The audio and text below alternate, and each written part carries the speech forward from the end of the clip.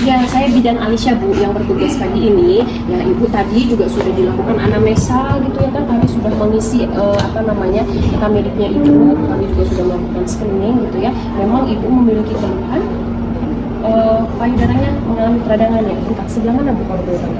Oh, sebelah kanan ya. Nanti akan saya cek ya supaya gampang ceritanya. Iya Ibu. Sebelah kanan. Nanti akan saya cek ya Bu ya. Ibu boleh berbaring, saya sembari menyiapkan alat dulu ya. Oke, ya. Oke, boleh berbaring dulu. Oke, nah kita sambil menyiapkan alat, kita cuci tangan seperti biasa ya. Kita akan melakukan TTV juga. Jadi kita boleh pakai handscoon, mau pakai handscoon setelah TTV atau pakai handscoon sebelum TTV itu terserah. Itu fleksibel aja. Yang penting kalian tahu ini sifatnya bersih. Oke, Ibu, saya mau melakukan TTV dulu ya Bu ya. Ya, ini Ibu tolong dipakai. Sampai sini. Itu dulu ya.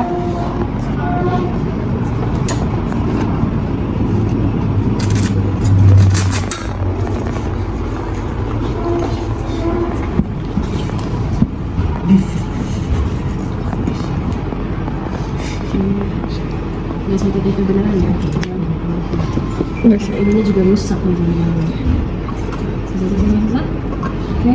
Ya Ibu, ini tekanan darahnya normal ya Bu, 120/70.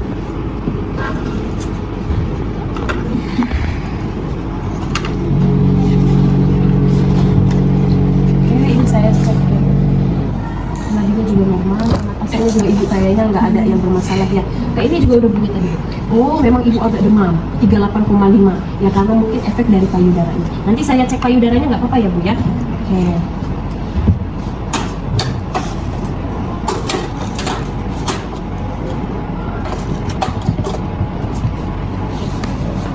Oke Ibu, saya karena mau ngecek payudara saya izin pakai ini ya Bu, sarung tangan.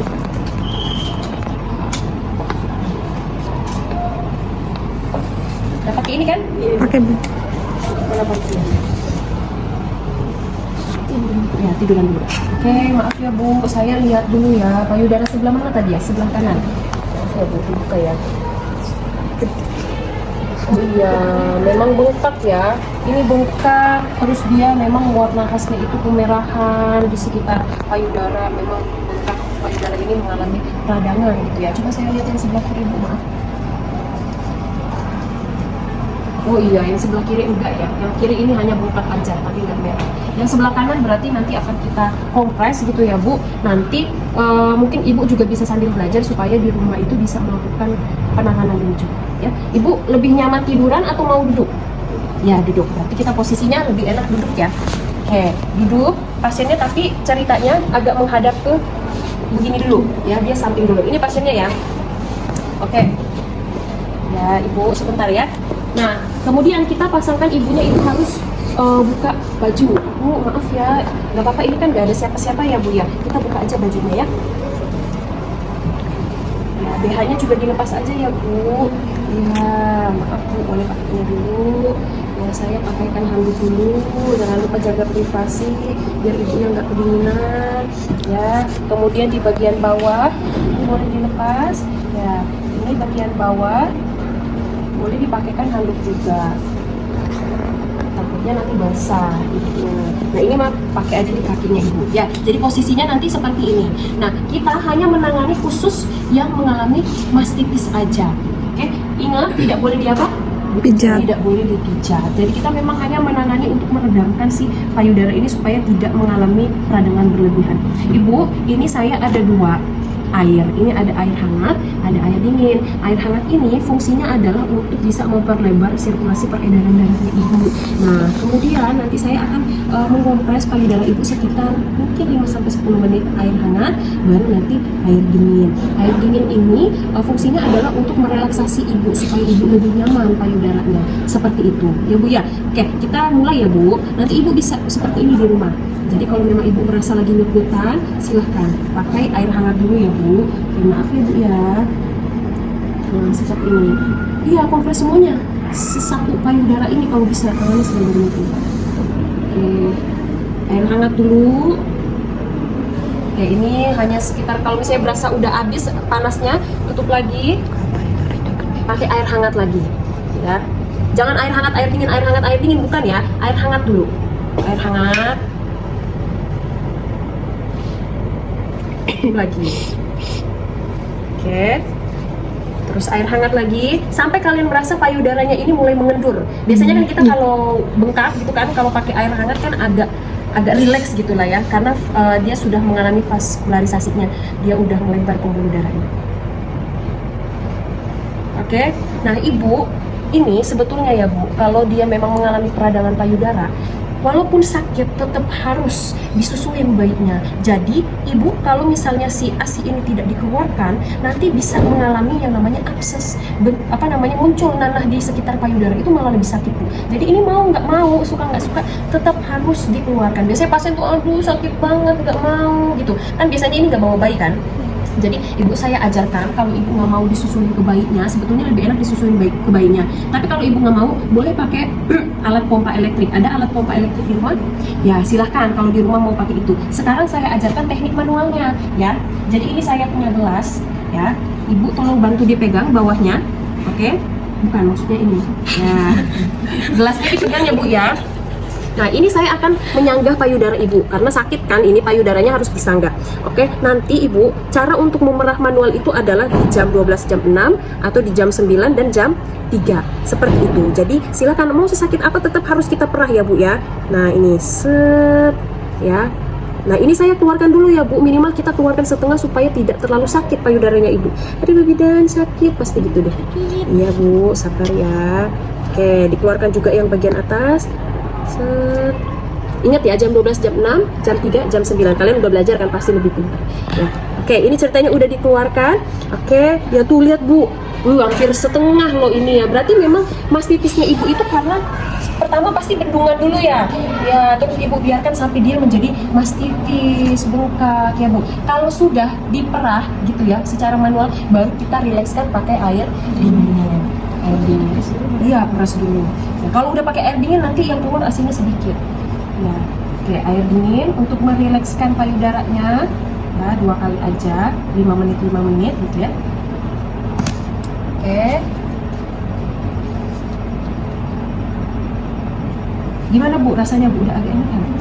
Ya udah agak enak kan ya. Memang kalau dia radang seperti itu Bu, apalagi kalau bendungan terus dicampur radang, memang sakitnya luar biasa. Tapi mau nggak mau harus dikeluarkan asinya. Kalau enggak nanti malah akan lebih parah, isinya nanti nanah seperti itu ya. Oke, ini sudah selesai ya Bu ya. Ibu BH-nya mana Ibu? Harus ada BH-nya. Ibunya pakai BH. Nah, nggak di bon. Ya, ceritanya ini nggak boleh ya, nanti ujian nggak boleh ceritanya ya. Ibunya harus dipakaikan BH. Ibu maaf ya Bu, pakaikan BH dulu di depan ini, baru kita buka buka handuknya. Nah, Ibu nanti harus pakai BH ya Bu ya. Di rumah walaupun Ibu merasa ribet gitu karena nyusuin bayinya, tetap harus pakai BH. Apalagi karena mengalami peradangan ini, ya dia harus disanggah seperti ini terus. Karena kalau dibiarkan tidak disanggah itu pasti akan sakit.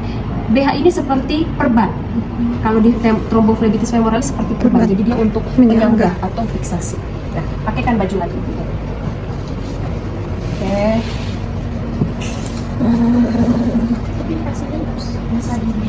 Bisa diminum, bahkan dia walaupun bernanah tetap boleh disusuin bayinya, asal ya bukan di bagian putingnya yang bernanah gitu ya. Oke, ini kita taruh di tempat sampah merah ya.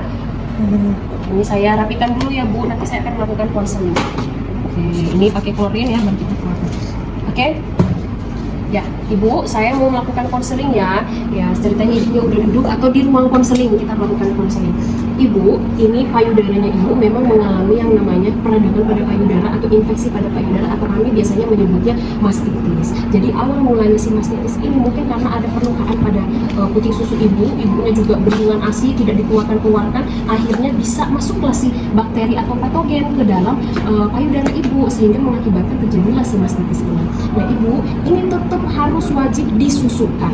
Ya, kalau betul-betul sakit banget ya payudara sebelah kanan mastitis ini, Ibu boleh tetap menyusui bayinya tetap harus mendapatkan hak disusui di sebelah kiri, sebelah kanan tetap harus dikeluarkan. Ya, caranya bagaimana Bu Bidan? Caranya ada 2, boleh pakai pompa manual elektrik ya. Kalau Ibu merasa sakit, boleh seperti tadi yang saya ajarkan.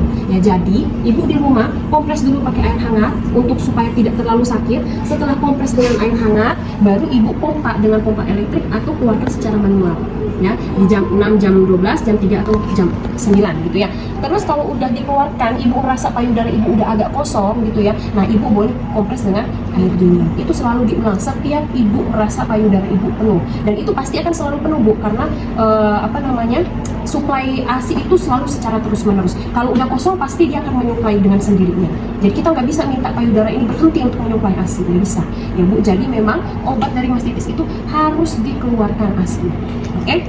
Nah ibu, ini nanti saya akan memberikan obat juga, ada 3 obat antibiotik ya, 3 kali 500 mg, berarti diminumnya 3 kali sehari. Ada anti radang sama ya seperti trombo ya, anti radang 3 kali 50 mg, dan anti nyeri itu 3 kali 50 mg, sama ada vitamin ya supaya ibunya kuat gitu ya, karena kan mau menyusu. Bedanya kalau di mastitis ada roboransia, karena kenapa? Ibunya kan mau menyusu.